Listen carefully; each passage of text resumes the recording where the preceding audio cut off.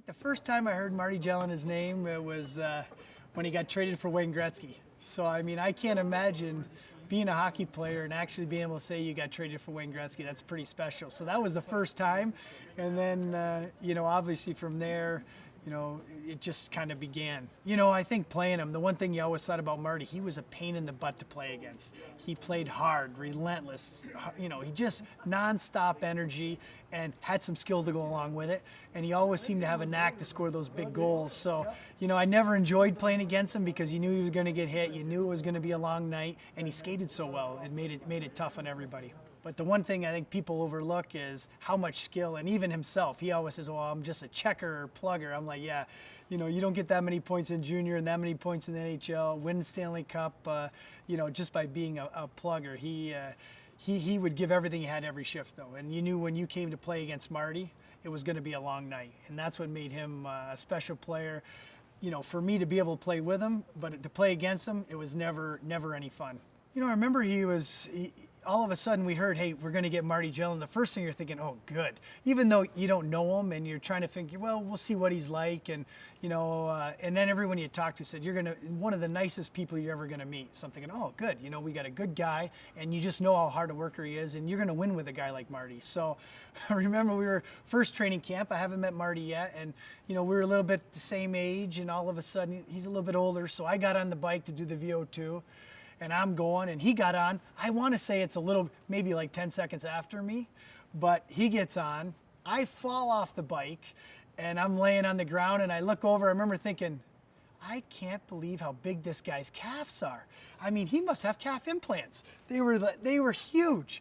And I'm thinking, wait, is he still going? Like, maybe I started way before him, but it was amazing to see what kind of shape he was in, and that kind of set the tone for the whole team that year because Jerome always wanted to be the best shaped guy, and you look at Marty coming in and really pushing everybody. So it was, to meet him that first day, he got off the bike, he was fine, and I think we started talking a few minutes later, and I had to mention the calves. He's like, I knew everybody was going to talk about him. The one thing about Marty, he's a quiet guy in the locker room, but when he speaks, which isn't often, everybody listens. I mean, I think that's what it was. But on the ice, the emotion that he'd have, the passion, I mean, he took everything personal. A bad shift, they get scored on. I remember one time he was so mad, he was coming off right down there, and he decided, he was frustrated. We were all kind of walking to the locker room, and he went to break his stick over the boards. He breaks it, but he swung so hard, all of a sudden stick went flying. Lucky it didn't hit anybody. He went flying though. I mean, it was hilarious. He's laying on the ground and then he's got the little short stick and he's pounding it on the ice. I'm thinking, he's losing his mind here. But I mean, that's the kind of passion and fire he had. He was so mad. I don't even remember what happened during the play, but to see him flying through the air, flopping around on the ice, it was pretty funny. I think the one thing for the city, we haven't been in for 7 years, and all of a sudden we get that time. Marty's coming in, and he's got a lot to say. He's just been in a bunch of different situations, and I think that's where his leadership really came through, is in that. And hey, we're a young team in the playoffs, and we don't know what to expect. But guys like him leading away, and then all of a sudden for him to score that overtime goal. I wasn't ever any happier to celebrate a goal after that Vancouver overtime goal. And then, the legends started to build from there, the Eliminator, and, each series to be able to have him kind of finish it off. I remember in the San Jose series, we had a little play off the face-off. I pushed it through, passed it over to him. He made a great play, scored. And you're thinking, geez, that's the third, season clinching goal. I'm like, that's amazing. And then to go in that last game, Game 6, I think, where Marty actually feel like he scored to this day. If that would have clinched the series, he would have been the only person in the history of the NHL ever to do that, which is pretty amazing. So, just the way the city rallied around, and he was such a huge part of it. And obviously to come in, that was our second year together, and just to see how it all came together for us as a team, which we were very close. It was probably the most fun I've ever had playing hockey. I think he would just say, hey, we got to, don't get too excited, don't get too emotional, we can't take penalty. He always pulled back something that he did. I mean, winning Cup in Edmonton, going to the finals with other teams. He knew it was going to, hey, there's going to be big swings, highs and lows in the series. Like, we got to stay as focused as we can. And I think when things went They scored a real late goal in Vancouver with like 3 seconds or 4 seconds left to tie it up. Marty was calm. Hey, all it is tied, guys. We haven't lost. Obviously, let's go.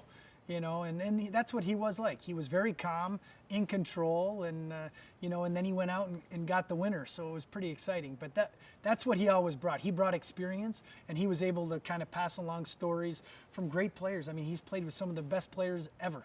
To be able to say, this is what Messier said. This is what, he pulled from all that, and he gave it to all the young guys and myself. Definitely during that playoff run was probably each time he scored one of those clinchers just to come and give him the hug and be a part of it. But I think just every day at the rink, he was fun to be around. We had fun. He loves his wine, so I think that's one of my favorite things. When he's picking the wine, we're always going to get a good bottle. So it was I think he's a little bit of a wine connoisseur in my books. But just every day playing with Marty, seeing him, the way he's a true professional, his work ethic, and just to be a great friend. I think those things all come together. But on the ice, it had to be all those key moments in that 04 run, with the big beard that he had and the big goals. It was special.